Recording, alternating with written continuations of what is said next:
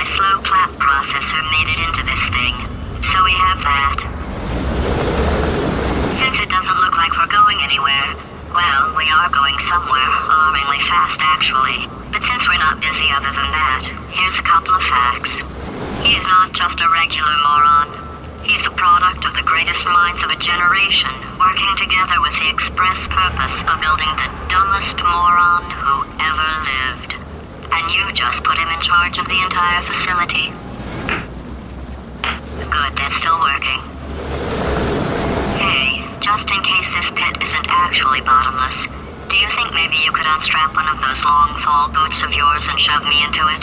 Just remember to land on one foot.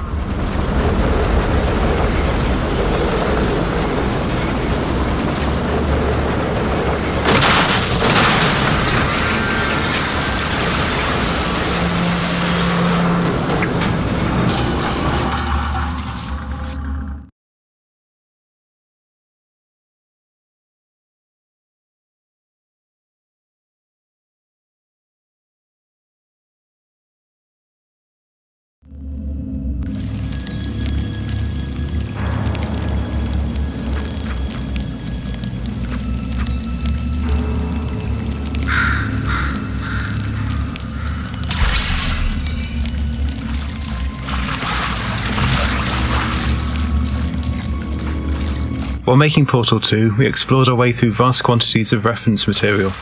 Inspirations included photos of NASA's Apollo and Shuttle programs, CERN's particle accelerators, both modern and obsolete, industrial robots, derelict Soviet space shuttles, overgrown temples, Brussels metro stations, seedy American motels, junkyards filled with rocketry equipment, Chinese apartment blocks under construction, Polish shipyards, neutrino detectors deep underground in nickel mines, corporate headquarters from a variety of eras, commercial nuclear reactors, experimental fusion reactors, rain-sodden book depositories in Detroit, peculiar cameras, forgotten space probes, you name it.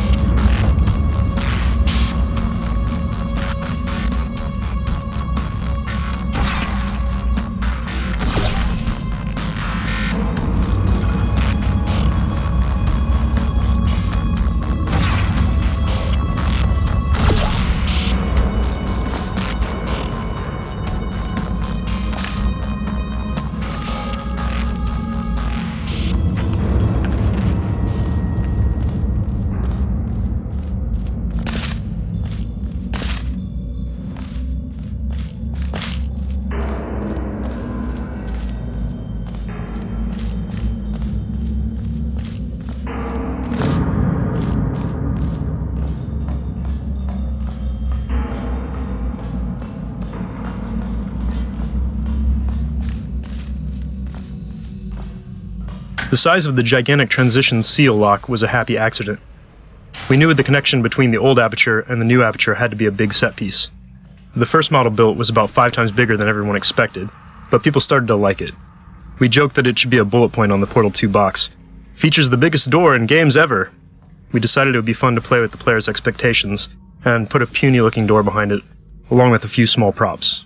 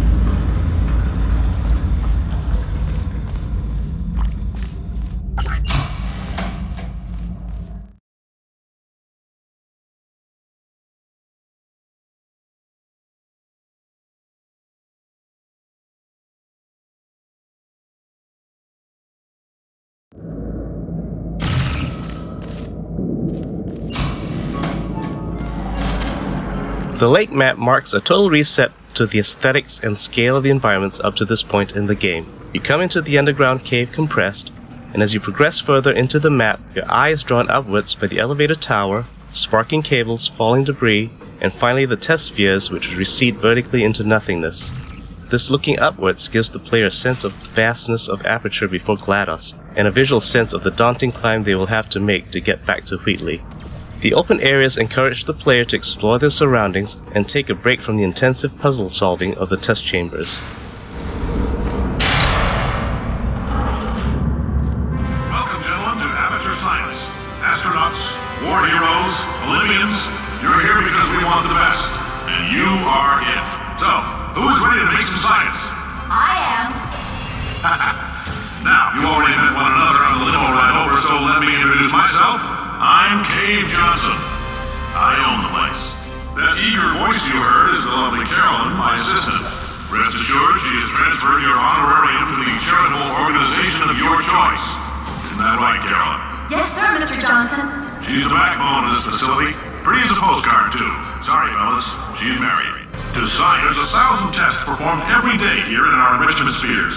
I can't personally oversee every one of them, so these pre-recorded messages will cover any questions you might have and respond to any incidents that may occur in the course of your science adventure. Your test assignment will vary depending on the manner in which you have bent the world to your will. Those of you helping us test the repulsion gel today, just follow the blue line on the floor. Those of you who volunteered to be injected with praying mantis DNA, I've got some good news and some bad news. Bad news is we're postponing those tests indefinitely. Good news is we've got a much better test for you. Fighting an army of mantis men. Pick up a rifle and follow the yellow line. You'll know when the test starts.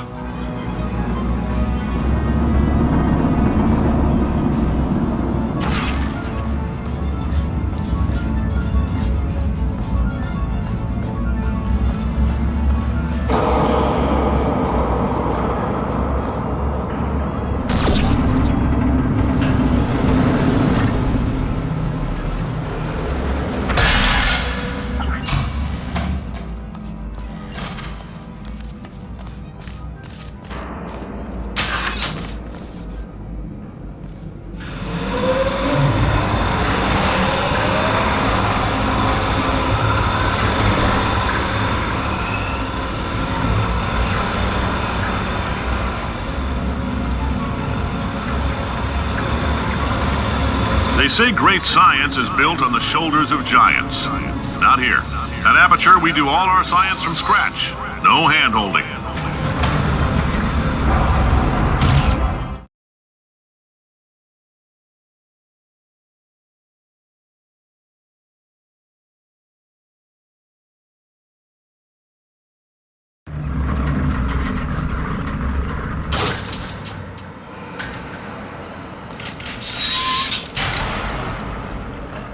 Let's get started.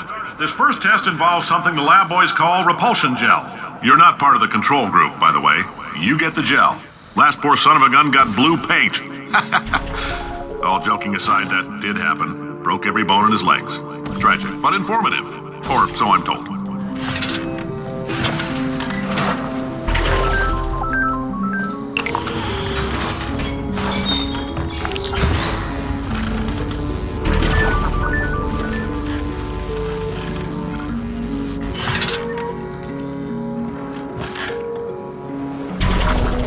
Boys just informed me that I should not have mentioned the control group. They're telling me I ought to stop making these pre-recorded messages. That gave me an idea. Make more pre-recorded messages. I pay the bills here, I can talk about the control group all damn day.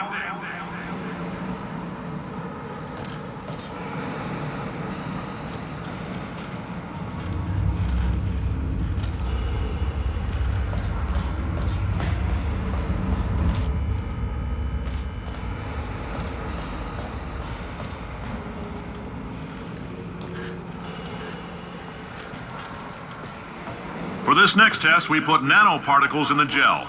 In layman's terms, that's a billion little gizmos that are going to travel into your bloodstream and pump experimental genes and RNA molecules and so forth into your tumors. Now, maybe you don't have any tumors. Well, don't worry. If you sat on a folding chair in the lobby and weren't wearing lead underpants, we took care of that too.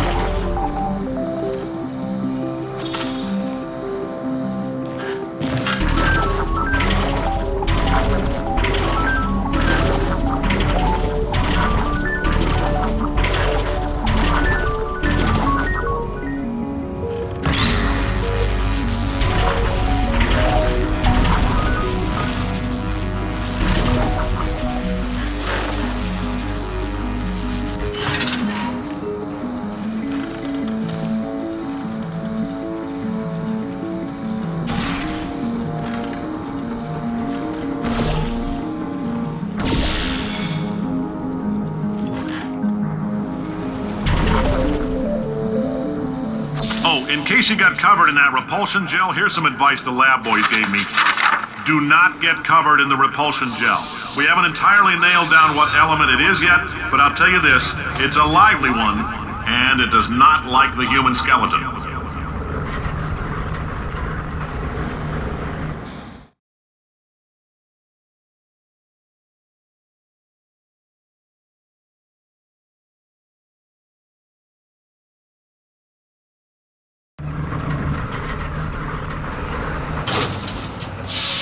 All these science spheres are made of asbestos, by the way. Keeps out the rats. Let us know if you feel a shortness of breath, a persistent dry cough, or your heart stopping, because that's not part of the test. That's asbestos. Good news is the lab boys say the symptoms of asbestos poisoning show a median latency of 44.6 years. So if you're 30 or older, you're laughing. Worst case scenario, you miss out on a few rounds of canasta. Plus, you forwarded the cause of science by 3 centuries. I punch those numbers into my calculator, it makes a happy face.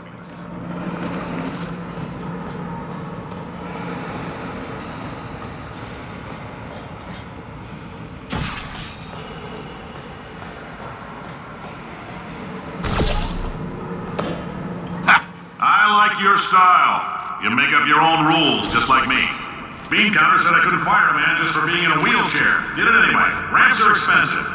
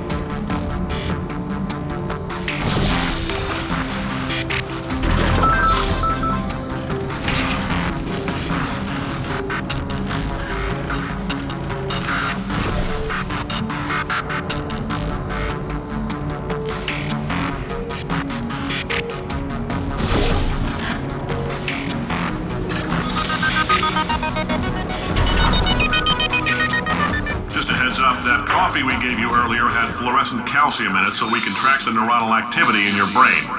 There's a slight chance the calcium could harden and vitrify your frontal lobe. Anyway, don't stress yourself thinking about it. I'm serious. Visualizing the scenario while under stress actually triggers the reaction.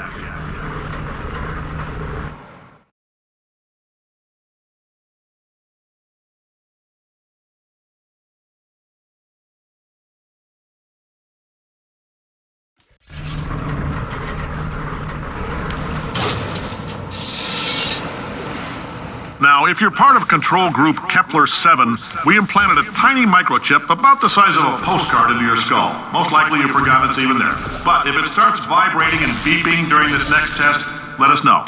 Because that means it's about to hit 500 degrees, so we're going to need to go ahead and get that out of you pretty fast.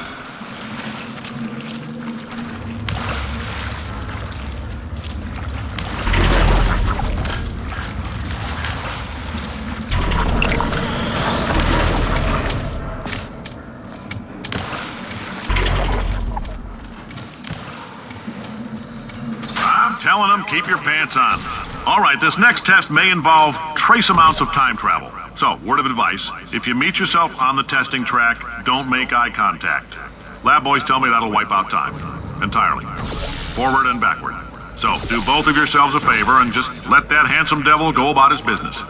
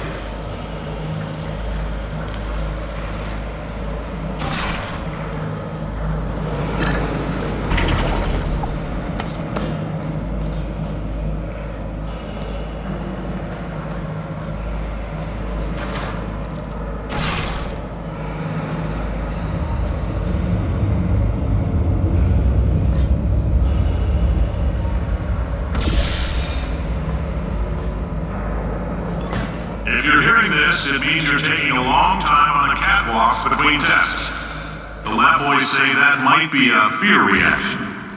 I'm no psychiatrist, but coming from a bunch of eggheads who wouldn't recognize the thrill of danger if it had walked up and snapped their little pink bras, that sounds like projection. They didn't fly into space, storm a beach, or bring back the gold. No, sir, we did. It's you and me against the world, son. I like your grit. Hustle could use some work, though. Now let's solve this thing.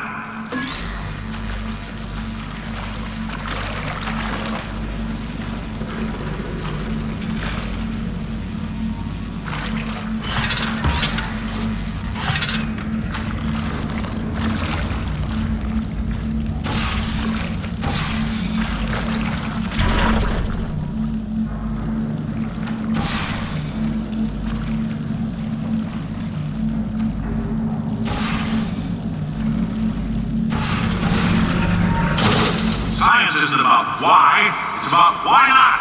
Why is so much of our science dangerous? Why not marry safe science if you love it so much? In fact, why not invent a special safety door that won't hit you on the butt on the way out because you are fired? Now you test subject, you're doing fine. Yes, you, box your stuff, out the front door, parking lot, car, goodbye.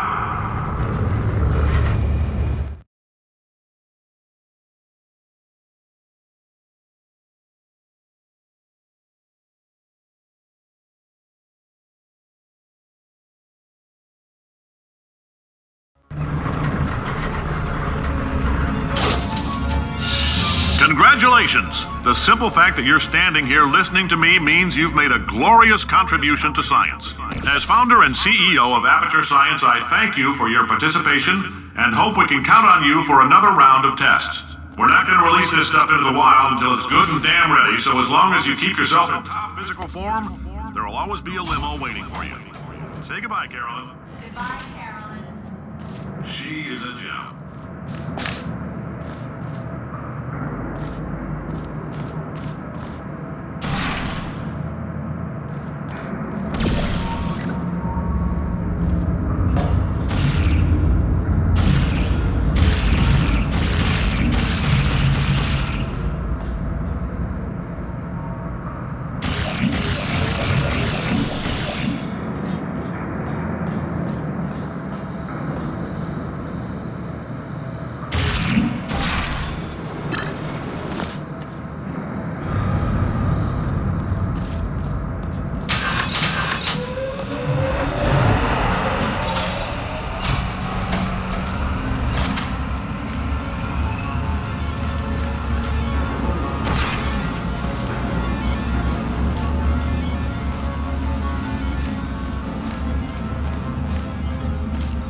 Greetings, friend. I'm Cave Johnson, CEO of Aperture Science. You might know us as a vital participant in the 1968 Senate hearings on missing astronauts, and you've most likely used one of the many products we invented, but that other people have somehow managed to steal from us. Black Mesa can eat my bankrupt... Sir, the testing? Right.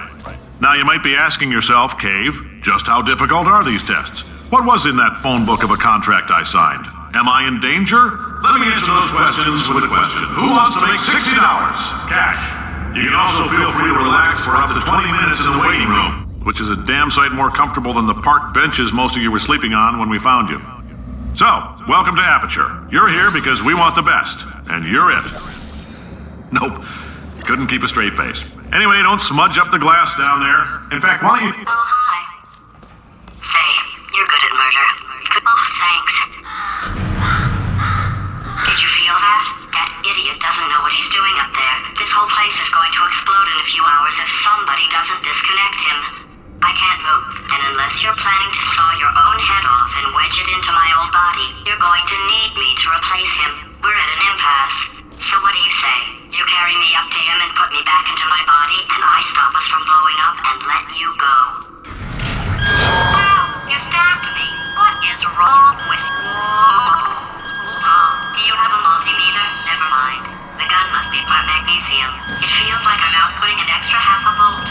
Keep an eye on me. I'm going to do some scheming. Here I go. Oh, where are we? How long have I been out?